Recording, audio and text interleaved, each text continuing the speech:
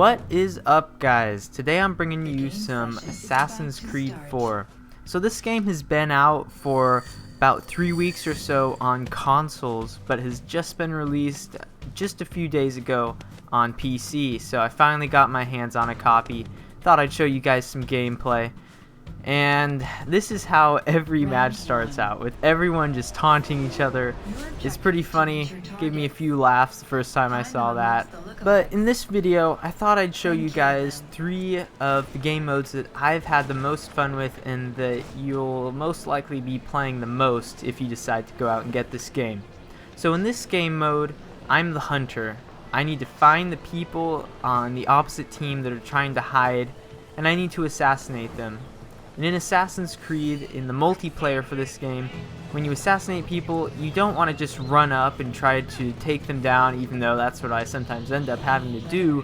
The way you want to try to take them down is by sneaking up on them, staying really close to them. In fact, you actually get extra points if you stay close to your target longer.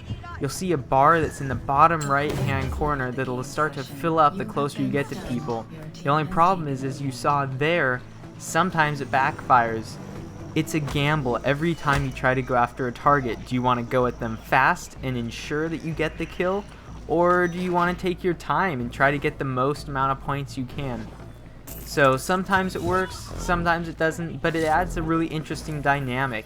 And I haven't played too much of the prior Assassin's Creed multiplayer, but I feel like this is a pretty refined experience. It feels very fun. It feels like they've put a bit of effort into it, and I've been really enjoying it.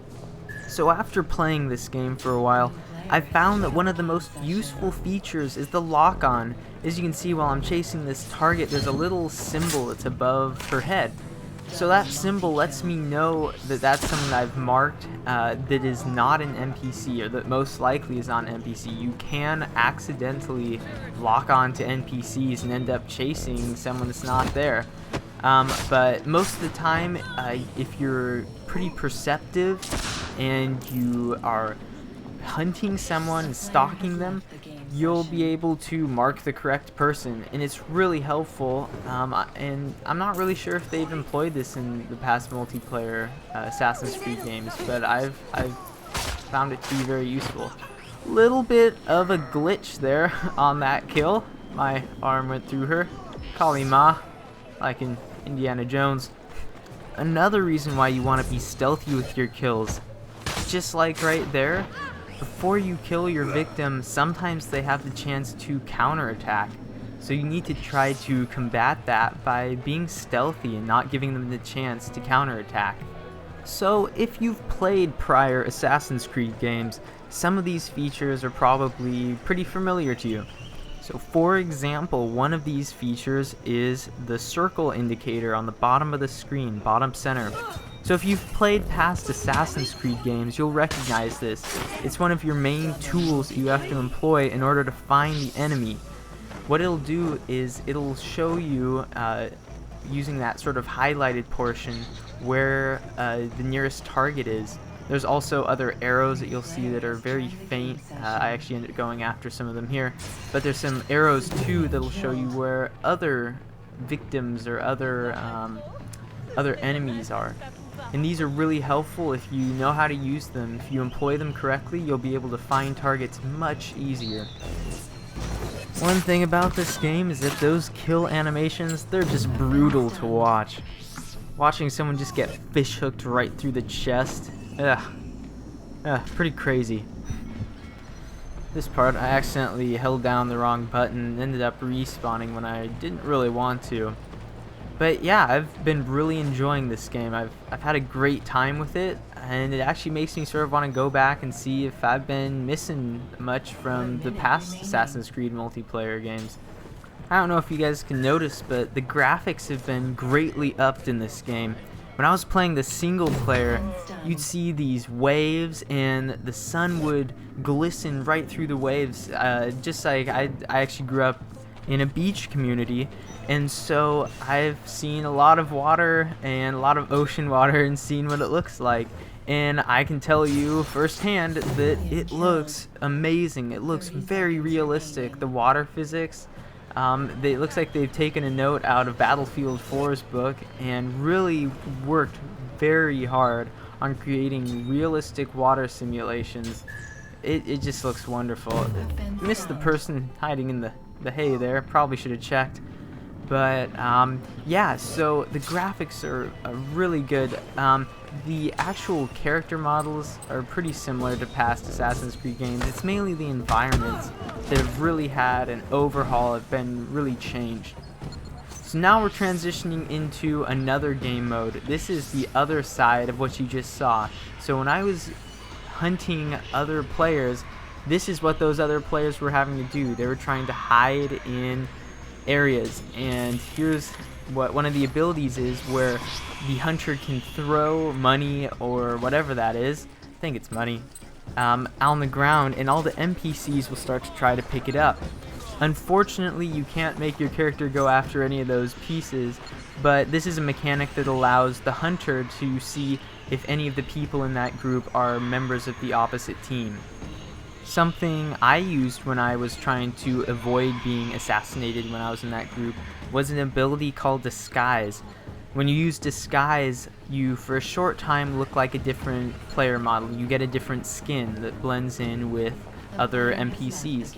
And so this sort of just gives you a short chance to breathe, and it sort of will confuse the enemy team if they don't see the character model that they're looking for, since both teams are all the same character models. They all look the same. You can actually, if you look up at the top center, you guys probably have already noticed this, but if you look at the top center, you can see what the enemy team character model should look like. Trying to avoid this guy. Whew. That was a close one, guys. Dove into the hay bush thing. I think we got away. Yeah. Oh. Where's he going? Let's get him. Ugh. Yeah. So that was a mistake. So what I probably should have done was just stayed in the hay there, but you live and learn. I found that I think I do that too much, as I'll try to go stun members of the enemy team when I probably should just sit back and just hide. So an important game mechanic for this game mode when you're trying to hide is to hide near members of your team. So you'll see a white line that'll connect me to other players that are on my team.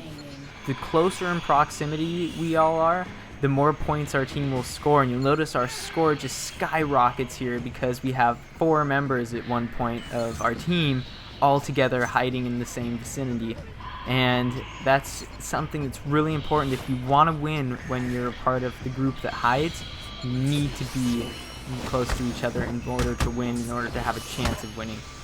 Yeah, beat down, took down 2 members of the enemy team, but it doesn't matter because we've won. So, last mode I wanted to show you guys is sort of a capture the point mode. I'm not quite sure exactly what it's called, but it's basically just capture the point from Battlefield, capture the command post from Battlefront 2, the same sort of thing here. So what you want to do is stay in the area around this, well, in this case, this sort of wagon thing. And what that'll do is it'll fill up this meter on the A or the B or the C post. Once that meter is white, indicating that your team has captured that point, you can then assassinate enemies that try to sneak in and capture that point. However, that goes the other way too. If you're trying to capture another point that's red, that means that the enemy will have the ability to try to assassinate you. All you can do is stun the enemy there.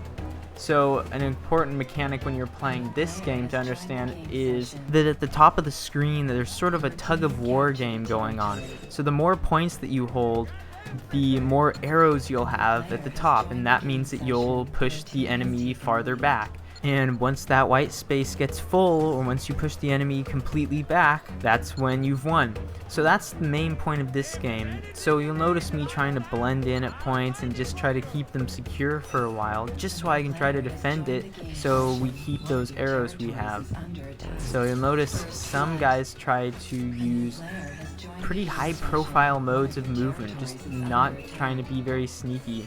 And they're pretty easy to find. In this case, I had a tough time finding out who the enemy was, but luckily I think I find him.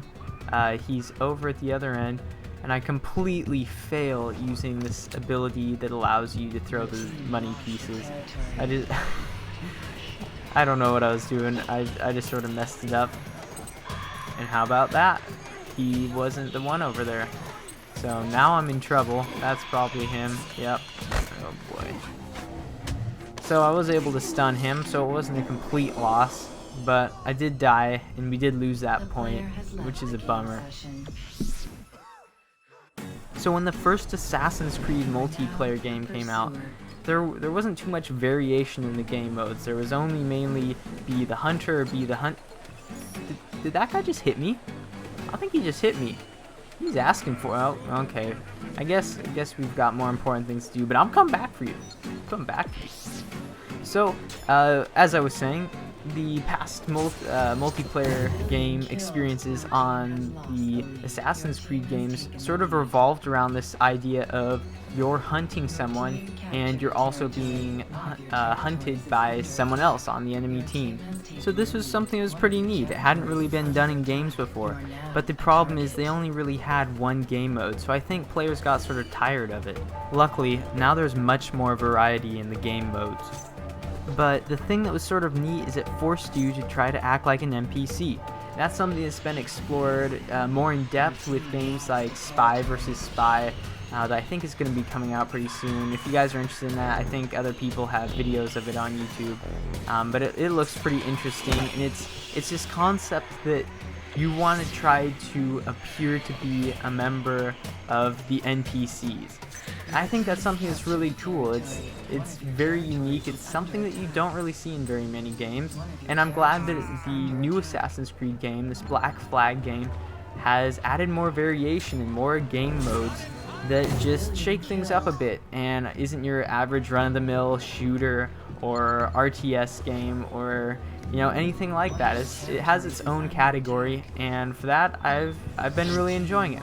So leave me a like, comment, or subscribe, and you'll see more videos like this coming your way. Hope you guys have enjoyed, and I'll see you guys next time.